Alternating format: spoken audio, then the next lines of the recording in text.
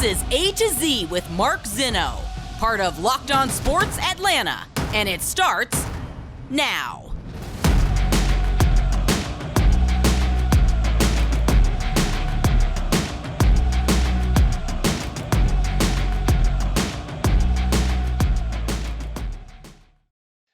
Good afternoon. Welcome to A to Z here on Locked On Sports Atlanta, where today I tell you all eyes are on the SEC. Welcome in. We are live here on this Wednesday, and we got a lot to do today. We will finish up our Falcons conversation from last week, turn the page to next week. Aaron Freeman, Locked On Falcons, will join us.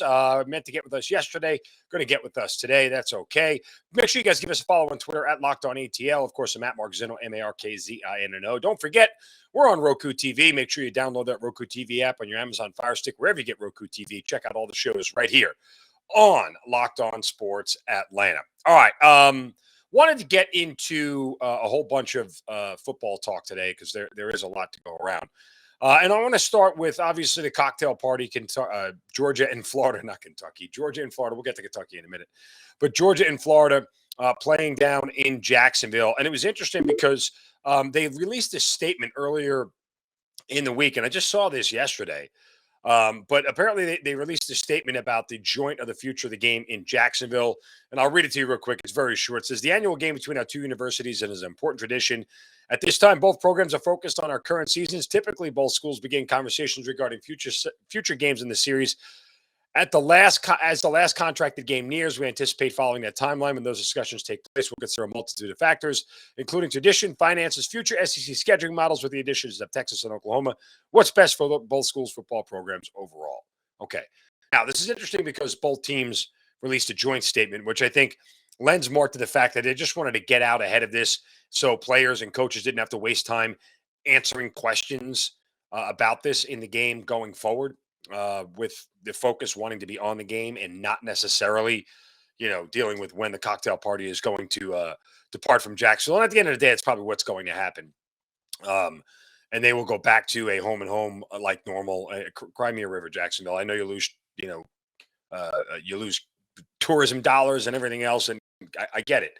Like, I'm sad for you, but in the same respect, it's like, there's other things driving this that are bigger than Jacksonville's tourism dollars. So at the end of the day, Georgia and Florida as universities, probably their budgets are bigger than what Jacksonville's tourism budget is. So they win out and you lose. That said, Georgia's going to kick Florida's ass this weekend. It's not even going to be close. A short handicap of this game. This is the way this kind of works out because Georgia is laying it was at 21. I know it's up to 22.5 here. But this goes back to a lot of what we saw last season with Georgia. What it really boils down to is how much is their opponent going to score. The key number here is 13. If Florida stays under 13, Georgia can win this thing 41-13, cover, and stay under the total. That's typically the formula that Georgia wants to use for success. If Florida gets to 17, it becomes a little bit more of a difficult scenario because you're going to end up pushing that thing over. So, and not that it necessarily matters the over and under, but that's where this should be. Now, when you look at Florida, the only defense legitimately they have faced that is even remotely close to Georgia is Kentucky. They played a home game against Kentucky and only scored 16 points in it. So my guess is that Georgia's defense is going to be good enough to keep them down below the range of, 13, 14 points. And this isn't even the most attentive game on the schedule this week. Speaking of Kentucky, they're going to be in Tennessee taking on the Volunteers. This is going to be a very interesting litmus test for Tennessee for two reasons. One, it's a look-ahead spot for Georgia, which is always dangerous. I mean, they have just been smoking people. They've scored in successive weeks 38 against Florida, 40 against LSU, 52 against Bama, and 62 against Tennessee Martin. They're not going to get to those numbers against Kentucky. Kentucky's defense is really good. It's really, really good. And what's more interesting about this game more than anything, and we're going to continue to focus on Tennessee's offense, and it's the wrong thing to focus on, but what you should focus on is Kentucky quarterback Will Levis going up against a defense that gives up 330 yards passing a game. Will Levis is going to tear that defense to shreds. I've been telling you guys for a couple weeks, Tennessee is going to get got because of that defense. Because their offense isn't going to put up 35-40 in this game. They shouldn't, because Kentucky's defense is that good. And you're going to have a Kentucky team that is really good when it comes to um, slowing down big time offenses and keeping them in games. And oh, by the way, let's not underscore this. The second best passing offense in the SEC is Mississippi State.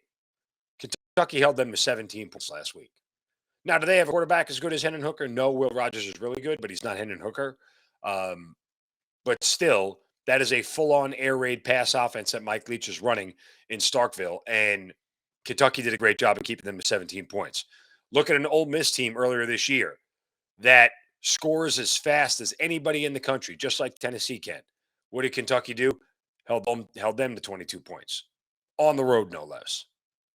So I don't think Kentucky is scared about this moment at all. I love Kentucky getting the 12 and a half. This is a great litmus test here because guess what? If Tennessee can't get to 30 against Kentucky, they're certainly not doing it against Georgia. And Georgia is good enough and well enough coached to be able to score 30 points on a Tennessee defense that is just flat out bad when it comes to stopping the pass. Speaking of bad pass defenses, we'll talk about the Falcons coming up here in just a moment with our good friend Aaron Freeman as he chuckles there in the waiting room. Want to tell you about betonline.net, fastest and easiest way to check in on all your sports betting needs. Find your favorite sports and events at the #1 online source for odds, lines, and games. You can get news and reviews of every league, NFL. Falcons installed as a favorite for the first time this year. I'm probably fading them, just letting you know ahead of time. When you cover 6 in a row as a dog and then you get played as a favorite, you always got to go the other way. That's the NFL. There's college football, as we just talked about, World Series getting underway this week. You got NBA, NHL, combat sports, esports, even golf. BetOnline continues to be the top online resource for all your sports wagering information. From live in-game betting scores and podcasts, they've got you covered. Head to BetOnline today. Use your mobile device to learn more about the action happening today. BetOnline, where the game starts. Aaron, I have tried to, for the past 2 days, educate this fan base on what we watched on Sunday and what they really needed to be focusing on because pass attempts isn't it and passing yards isn't it. And what I've said is just simply that I have to give Arthur Smith a ton of credit because he is disciplined enough and he's smart enough not to ask his very limited quarterback to try to do more than what he's actually capable of. And he's always going to keep this team in a net positive by doing so. At the end of the day, when you drop back to pass, only 4 things can happen. 3 of them are bad. That's a sack, that's an incompletion, okay, and that's an interception. So the only other one is a completion. If 3 of those are bad and Marcus Mariota is not good at those odds, then why continue to throw when all it does is lead you to a net negative? Like, that's the thing that people aren't understanding about this offense right now. Yeah, I think that's fair. I think Arthur Smith is doing his best job to basically, through smoke and mirrors, mask the fact that they do not have a good passing attack. And I don't think that's his quarterback. Yeah.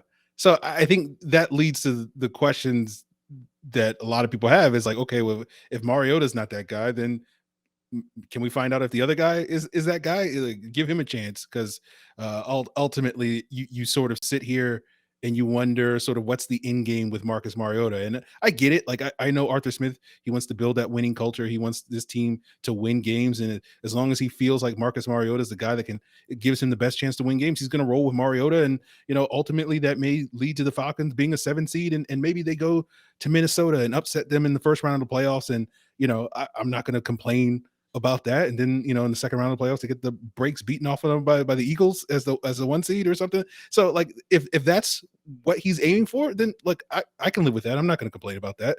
But I do think you do sort of wonder like, well, maybe the other guy is better. Can you get more 49ers like games from Ridder than you were getting from Mariota? Okay. I have to give Arthur Smith the benefit of the doubt. As a guy who said all he wants to do is win, win, win, no matter what, to quote our good buddy DJ Khaled. If he had any inkling that the ceiling was higher with Desmond Ridder, why would he not play him? Right? I think you're getting the exact same thing. I think the ceiling is equally as high, and all you're doing is taking an inexperienced young quarterback and asking him to do things and make decisions that he just doesn't have the reps to do at this point in time. Like, I think you eliminate a certain amount of risk with Mariota over Ridder just based off of a rookie making rookie mistakes, right? Yeah, So yeah. that's why we're not seeing him at this point in time. I mean, was Ridder known for his accuracy? No. Was he known for a rocket arm? No. He was known to be able to make plays. Of course he was. But Mariota's making plays. So tell me how we have any idea that Ridder is going to be decidedly better than Mariota, because I say the answer is no. We don't know. But when you know Mariota's not the answer, you kind of go like, but maybe. And even if it's like a 10% chance or a 20%, I don't know. I think you can make a case. Again, we haven't seen enough of Ridder. We're basing a lot of our opinion off of what he did Cincinnati and what he did in the preseason. But you just kind of wonder, okay, you're not going to change the game plan with Desmond Ridder. It's going to be the same. They're going to run the ball 40 times. They're going to throw it 15 times. But you do wonder, like, okay, could Ridder go 12 for 15 and throw for 160 yards instead of 110 yards that Marcus Mariota is giving you? Like, that feels like such a low hurdle to clear that you kind of feel like maybe the rookie can do that. It's like trying to date a girl. Like, all you have to do is have a heartbeat and a job, and I think you're dateable. It's pretty much the bar that you're asking to clear. Here's the one thing I will say. Look, and I asked Arthur Smith about this on Monday, and he understands it's fair. And look, I've been out to every single one of those press conferences, and Art and I are vibing now. He understands where I'm coming from with this stuff. He gets Zinno. Like, it's like you, Aaron. It took you like 4 years to get me. Yeah, Arthur Smith managed to do it in like 6 weeks. yeah. But like, and I phrase it like, Arthur, I understand you're targeting Kyle, right? Like, I'm not debating that you're not targeting him, but how do you maximize the production? Because if you're only going to throw 13 passes, and oh, by the way, 7 of them were targeted to Pitts. So stop complaining about Pitts targets. Like, 1 to Drake London, unacceptable. I get it. But that was the anomaly of any game this year. But half the passes he threw were targeted to the guy that we drafted for to get those targets. So that's not the issue. The issue is how do you complete more of them and how do you get more production out of it? And he understands that he needs to get more production out of it. But I'm not sure what else you want him to do other than give the command to Marcus, throw the ball to Kyle Pitts or nobody else, which is a bad command for a coach to give. Yeah, I think that's fair. I don't think the issue is Pitts getting enough targets. Obviously, like, you need to hit, if you want Pitts to get more targets, you need the Falcons to throw the ball a whole lot more. And as we just discussed, they're not going to really do that if they can help it. I think the main complaint is, like, can we get those targets on target, right? Like, there was a miss that Mariota had when he threw behind Pitts that should have been a completion. And I think the only gripe you can have with Arthur Smith is going back to that Seattle game and that opening drive where it felt like he got some layups to Kyle Pitts early in that game, some high percentage. So you got to get it going early. And they tried a screen in this game to Pitts, and it didn't get completed. Or it got blown up because Jake Matthews missed the block. So it feels like there's room for growth there, but like, it does feel like this, they're not throwing the ball to Kyle Pitts narrative. The fantasy folks are right. And again, I am, for the people who want to have the conversation of you drafted him 4th and put this in a draft context, I get it, but that has nothing to do. You could have had that conversation last year and you could have had it before the draft. Like, that conversation hasn't changed. You take a pass catcher 4th overall, you get him the damn ball. Like, that's never changing. So I don't know that that's necessarily germane to what the Falcons struggled with. Look, in reality, we got to remember a couple of things. One, this is an offense that has only scored more than 24 points once this year. The offense, right? Because they scored 27 against Seattle. The 28 against the Niners was a defensive touchdown, and the 27 against the Rams was a special teams touchdown. Those weren't offensive touchdowns. So this is an offense that's only really going to get in the end zone twice a game with 2 coup field goals. Like, that's where they are. We knew this. Like, all of a sudden, and again, I hate it when people forget where we started. Because, Aaron, you and I talked about this. If I told you on 1 September they were going to be 3 and 4 after 7 games, you would have done backflips and said, I'll take it, no matter what, right? But they start winning a little bit, and they start having some success, and all of a sudden it's like, well, we forgot how bad we were supposed to be, and we think we're better than what we are. No. This is a very limited roster, and this coach should be getting pumped up in accolades every single week for managing to keep this team in games. And, oh, by the way, let's totally not have the conversation about the defense getting roasted for 35 because they're giving up yards like Halloween candy coming up next Monday. And I know Arthur Smith said, stats be damned. Yeah, well, eventually those stats caught up to you because you're giving up more yards than anybody in the league right now through the air. Yeah. Their bend but don't break style did not work because they did a lot of breaking, a lot of bending and a lot of breaking. You basically, that formula it doesn't work when you can't get off the field in third downs. It doesn't work when you can't get stops in the red zone, and it doesn't work when you're giving up big play after big play after big play, which Cincinnati was able to get. So, I hope Carolina's offense doesn't do that. PJ Walker is not ripping them apart. I think we'll have a lot more questions moving forward if Carolina is able to have similar success. But Cincinnati's, they're a team that has Super Bowl aspirations, so it's not surprising that they were able to really exploit the weaknesses. By the way, even if AJ Terrell played the whole game, you get the same result. Yeah, maybe one less touchdown. It would have went to somebody else. Yeah, like honestly, whoever was covering it would have went to somebody else who was open. And I get they had backup guys playing. Okay, I mean that happens. But still, this defense has been getting torched week after week from a yardage standpoint. That's going to catch up with you. Speaking of catching up with you, the other thing, and then I want to move on to Carolina a little bit, but, the argument of, well, this isn't sustainable. Well, no bleep. Like, whoever said it was? Like, nobody ever said that winning the way the Falcons have won this year is sustainable. No one ever argued that. But the alternative is losing the same way. So wouldn't you rather win? I don't like when people make that argument. I'm like, yeah, you're not saying anything anybody isn't aware of, and Arthur Smith isn't aware of, and the entire coaching staff and Terry Fontenot aren't aware of. You can't win a lot of games this way. But if you're going to win more than you lose with it, then just take it for now. Like until you get a better roster, this is what you are. Yeah, I think that's fair. I think for me, I want to see this team grow. I want to see by years in, I want to see real growth from this team by the time we get to week 18 and hopefully, potentially finally beating Tom Brady. I want to see an offense that, hey, instead of throwing it 15 times a game and completing 7 passes in a game, maybe we can throw the ball 25 times a game and complete 16 passes in a game. And if that's where we are and we're still, a running team and we're playing this bend but don't break defense, like that to me, I'll look at that as a positive, even if we're not looking at this passing attack as being a high level unit. But it's like, okay, they were able to grow and evolve over the course of the season. They got better. That's good coaching. I think all of that is sort of where I'm looking at in terms of their sustainability is like, can they get better than this, or are we already seen sort of the ceiling for what this offense can be?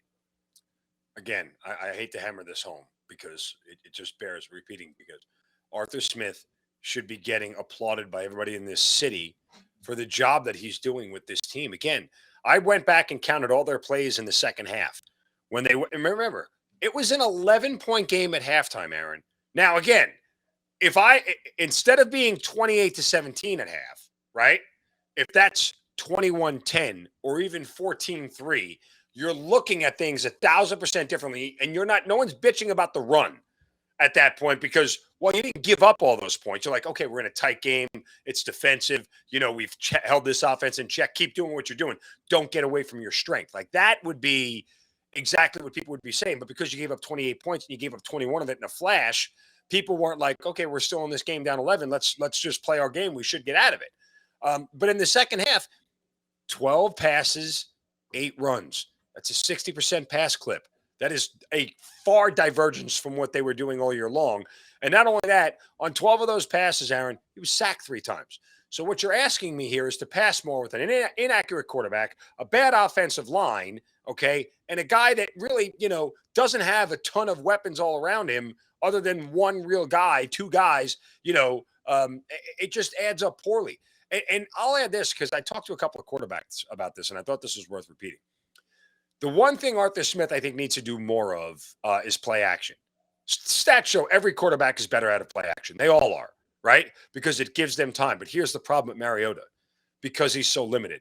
When you do play action, he can only do play action from the shotgun, and they telegraph it because they can't do real play action. Because when you put him under center, guess what he's got to do? He's got to turn his back to the defense for a second and a half, and he's not fast enough to pick up everything that moved while he had his back to the defense. Arthur Smith knows this and won't put his quarterback in a bad position. I keep reiterating it 1,000 times, but I need people to understand why the things are executed the way they are. Yeah, I got no complaints with what Arthur Smith is doing. I think he's doing a great job trying to maximize his team. You know, him, Brian Dable, and whoever else certainly are probably the lead candidates for Coach of the Year currently through halfway through the season. You know, the thing with Mariota, I agree with your point about him turning his back to the defense. I think the issue is like when you look at all the sort of shotgun play action, I think they're running play action at like a historic clip. I think they're running play action more than like any offense in the last 5 years has run it. And so it's like, do we need to dial up that even more than what we're currently doing to He's master? doing a lot from the shotgun, right? Yeah. And again, that means, you know, linebackers freeze, but again, it's just a different look all around when you're under center. Remember, they talk about a lot of these college kids coming out. You know, doesn't play under center, and it's a problem. You need to be under center because that's where play action is more effective. That RPO thing, I think defenses have started to figure out a little bit more of how it is. And if you don't have a quarterback that takes off immediately, and Mariota doesn't do that, and again, I'm just spitballing some ideas here, it sort of limits it, you know. I love Smith's scheme, so I can't hate on it. But I didn't realize they were running play action that much. Yeah, I think it's like half their snaps is some form of play action. So it's like, okay, like most teams don't run more than 30%. You're at like 48 or something like that last I checked. So it's like, you know, can you go to 50, 60%? It's like at some point, I think the defense will stop biting on it. It's like, okay, this is what they do every single snap. So I think we'll see what the Falcons can do. But again, I think there's room for growth for this passing attack. Again, I think if Mariota can just give you what he showed against the 49ers every week, there's no real room for complaining. But when you just feel like the play calling is so designed to hide the quarterback, and I do agree with you, the offensive line probably deserves a lot more criticism. And I think that's probably the real root issue of why Arthur Smith is calling the offense this way, is because he knows his offensive line can't really hold up if they do a standard drop back passing attack. And so like, again, that's where I want to see, hopefully by years in, we can say, okay, like this offensive line isn't going to be good, but are they going to be just so terrible that they're still running play action 50-60% of the time to mask that they can't hold up? We need to see that growth, especially given some of the young guys that we have up there. Yeah. I mean, again, I think we're both hitting on the same thing, which is just generally the concept that Arthur Smith's scheme is to hide the deficiencies of everything else on a roster that, remember, was thought to be one of the worst in the league, right? Remember, Art listens to A to Z every day, so he knows. Predicted 45th, right? Wrote you guys off back in May. Yeah, that's us. So, you know. But still, nonetheless. All right, make sure you guys check out Locked On Falcons. Aaron, great to talk to you. Appreciate the time as always, brother. Thanks, and I hope Locked On Falcons is going as swimmingly as A to Z is these days. Hey, man, I love to come on your show and yell about the Falcons. Always appreciate it. You got it, brother. Stay well. Thanks for the time. All right. Yeah, make sure you guys check out Locked On Falcons as your first listen every single day. But make sure you check out as well NFL Key Predictions every Friday at Locked On NFL. Locked On's local experts give you the inside scoop, plus the 5 biggest games of the NFL weekend, including Sunday and Monday Night Football, plus betting advice from the leading experts Bet Online. Follow NFL Key Predictions every Friday on Locked On NFL, available on the Odyssey app, YouTube, and wherever you get your podcasts. All right. You know what time it is, folks. Time for a shovel of wisdom.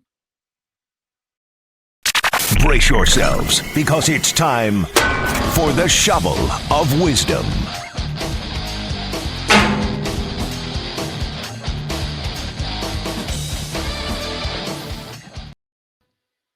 You know how we do it every day. We got to set somebody straight for saying or doing something stupid, and we'll do it right here on A to Z. You can do so on my Twitter account at Mark Zinno, MarkZinno. Just use the hashtag shovel of wisdom. And today my shovel goes to NFL officials.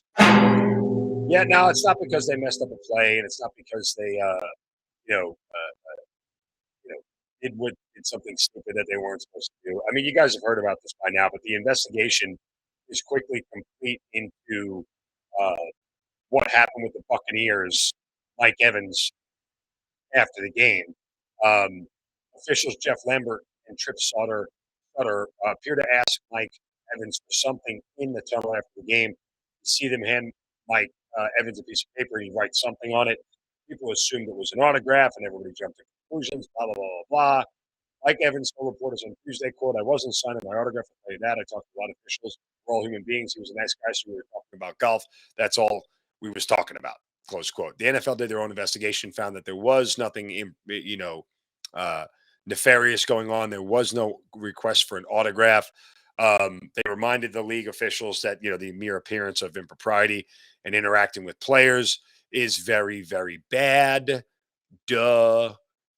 We know that as well. So, regardless of all that, the officials need to know better. They need to be smarter and figure out exactly how to go about doing that. I mean, and you should know that there are cameras in the tunnel all around. Like, there's a way to go get a team rep to talk to somebody and have them come out. Like, it was just poorly handled all around. So, yeah, glad that is over with. All right. This is interesting because the NFL trade deadline is coming up. And they did a column on ESPN with all the NFL Nation reporters about, players that could be traded from each team, right? And every writer for a team threw a name out there. And Michael Rothstein, who covers the Falcons for ESPN.com, put his name out there. Yeah, well, he wrote nobody. Nobody on the Falcons is in the spot to be traded. And I'll tell you what, I agree with him. Again, they've already been busy. They traded Deion Jones. They released Marlon Davidson officially yesterday. And running back Damian Williams could have been a possibility, but he's on injury reserve. Cordell Patterson could be one, but they need him too much.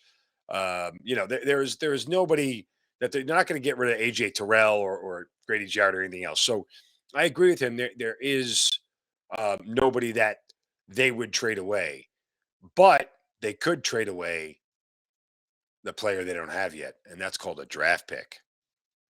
I mean, if you look around the league at players that could be available, and I'll go back to the same name that I keep giving you.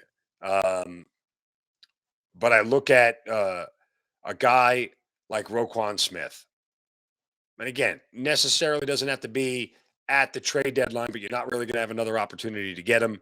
He's becoming a free agent, yada, yada, yada. I get all that. But I'll continue to say, with the cap room that this team has coming and the availability of players that will be out there, it makes a ton of sense for them to be very aggressive in the trade market as much as they are in the free agent market.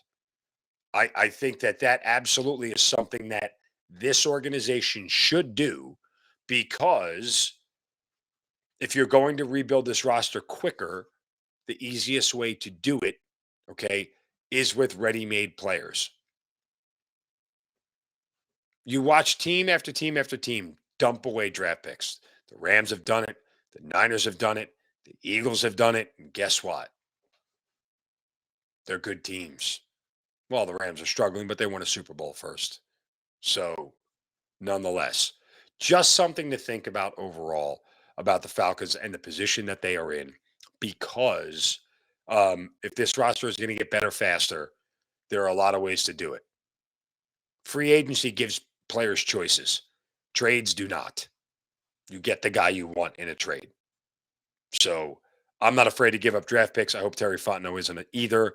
And I hope that they can really make some strides, especially now at the fact that they're sitting here and in this thing. I would love for them to be active at the trade deadline. Grab somebody else, anything else that makes them better. I mean, it absolutely is worthwhile to look at the trade market before November 1st and try and find a guy that absolutely could help this roster both now and down the road. All right, that'll do it for this Wednesday edition. I want to thank you for making Locked On Falcons your first listen. For your next listen, check out Locked On Sports Today podcast. The biggest stories of the day, plus instant reaction, big game recaps. Available on the Odyssey app, YouTube, and wherever you get your podcast. Don't forget to subscribe to the YouTube channel here for Locked On Sports Atlanta. Give a thumbs up to all the content. Download that Roku TV app on your Amazon Fire Stick, wherever you get Roku TV. Check out Locked On Sports and all the shows here, as you do every single day. Back tomorrow for a Thursday edition. You guys have a great midday update.